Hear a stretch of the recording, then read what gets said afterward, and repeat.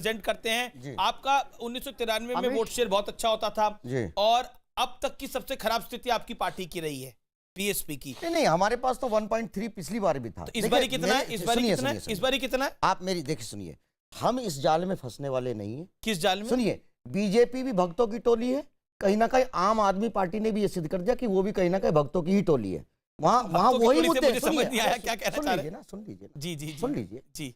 आप ये मान के चलिए कि इस देश में बड़ी चालाकी के साथ जो वीकर सेक्शन है, जो सामाजिक रूप से कमजोर है, जो धार्मिक रूप से कमजोर है, उसको राजनीति से अलग थलग किया जा रहा है। कैसे? वो ऐसे कि आपको जो वोट चाहिए है ना, आप आम आदमी पार्टी भक्तों की टोली कैसे? अरे भाई सुनिए ना, जी जी सुनाइए ना। जो नारे सुनिए, दोनों एक ही फैक्ट्री से निकले हुए लोग बात हैं, उसी राजनीति की गाड़ी पे के ऊपर सवाल है।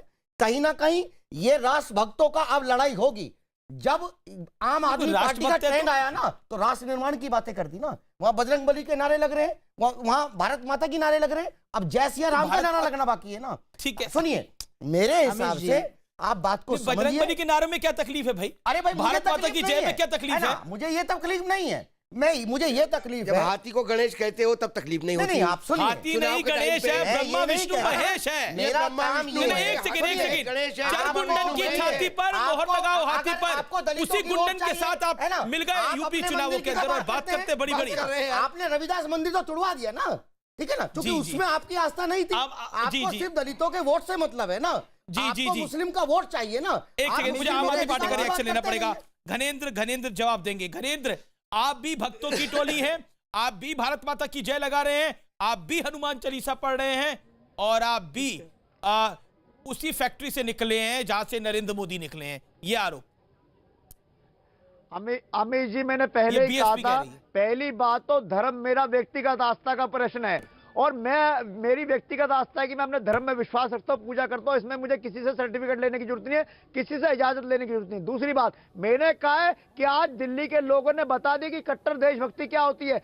कट्टर देशभक्ति का मतलब है कि आप सरकारी स्कूल ठीक करो, आप सरकारी अस्पताल ठीक करो, आप गरीब आदमी को उसका वाजिब हक दिलाओ, आप किसानों की सोचो, आप मजदूरों की सोचो, महिलाओं के सम्मान और सुरक्षा की सोचो। ये धर्म है। ये कौन से धर्म की बात कर रहे हैं जहाँ पे भाई को भाई से लड़ाया जाए, जहाँ पे खून बहाया जाए, लाशों पर सरकार बनाई जाए, ये उस धर्म की बात कर रहे हैं। हम उस धर्म के खिलाफ है, उस देशभक्ति के खिलाफ है। हमारी कट्टर देशभक्ति है, गरीब आदमी के लिए हम लड़ाई लड़ेंगे, गरीब आदमी के लिए लड़ाई लड़ेंगे। मैं ये नहीं कहता कि केजरीवाल मुद्दा नहीं, वो सॉरी शाहीन बाग मुद्दा नहीं था, लेकिन कहीं ना कहीं जो शाहीन बाग मुद्दा बना, अगर उसका लाभ बीजेपी को मिला है तो उसका कहीं ना कहीं लाभ आम आदमी पार्टी को भी मिला है। इसमें कहीं कोई दो राय नहीं, आप उसको इग्नोर नहीं कर सकते। आप यहाँ पॉपुलेशन है ना, 11% पॉपुलेशन मुस्लिम है, 12% पॉपुलेशन दलित है। शाहीन बाग का क्या हुआ आज के चुनाव के बाद? आप सुबह कह रहे थे शाहीन बाग जीत गया और ठेंगा दिखाया उनको जो शाहीन बाग को हराने में लगे थे। अब आपकी क्या है, शाम 7:30 बजे आप क्या कह रहे हैं? नहीं अमीश जी, देखिए, मैं शुरू से वही स्टेटस मेंटेन करके रख रहा था। मैंने कहा कि शाहीन बाग एक शुद्ध रूप से एक जन आंदोलन है, किसी राजनीतिक पार्टी को ना फायदा पहुंचाने का आंदोलन है ना नुकसान पहुंचाने का आंदोलन है। शाहीन बाग को राजनीतिक मुद्दा बनाया, चुनाव का मुद्दा बनाया भारतीय जनता पार्टी ने। हमारे मित्र बैठे हैं सुधांशु त्रिवेदी जी, मैं उनसे पूछना चाहता हूं कि सुधांशु त्रिवेदी जी, अगर शाहीन बाग आपके लिए एक विचारधारा है और आपने आम आदमी पार्टी को भी शाहीन बाग से हर वक्त जोड़ने की कोशिश की है, तो यानी कि जिस तरीके से दिल्ली की जनता ने आपको नकार करके आम आदमी पार्टी का साथ दिया है, शाहीन बाग की विचारधारा का साथ दिया है, क्या अब आपको इंट्रोस्पेक्शन नहीं करना चाहिए कि शाहीन बाग ने हिंदुस्तान को एक राजनीतिक दशा और दिशा दी है कि जो लोकतंत्र और संविधान की बात करता है, जो डेवलपमेंट की बात करता है, उसको आप पाकिस्तान और देशद्रोह का इल्जाम लगाकर नकार नहीं सकते। छोटा रखिए सुधांशु त्रिवेदी, शाहीन बाग की जीत हुई है और संघ की और बीजेपी की हार हुई है। घनेंद्र जी, अमीश जी, शोएब जी और घनेंद्र जी ने बोला, दोनों की बात का उत्तर देता हूं। अमानुल्लाह खान 70,000 से जीतते हैं और मनीष सिसोदिया जान बची तो लाखों पाए।